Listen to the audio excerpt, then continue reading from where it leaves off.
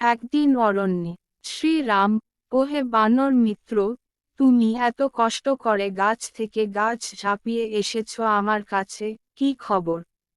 বানর হাসতে হাসতে, হে রঘুকুল নন্দন, খবর তো অনেক, কিন্তু প্রথমে একটা প্রশ্ন, আপনি তো রাজপুত্র, অথচ বনবাসে কেন রে ভাই? শ্রীরাম হালকা হাসি দিয়ে, এটা রাজধর্ম, প্রিয় বানর।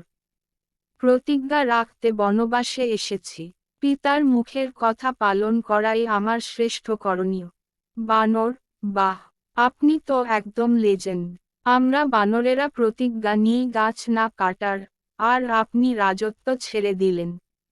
শ্রীরাম, প্রতিজ্ঞা শুধু মুখে নয়, কাজে প্রমাণ করতে হয়। বানর, তাহলে আমরাও আপনার সাথে থাকব। লঙ্কা যুদ্ধে যদি ডাকেন, আমরাই আগে ঝাঁপাব। শ্রীরাম হাসি মুখে, সেই ভরসাতেই তো অগণিত রাক্ষসকে পরাস্ত করা যাবে।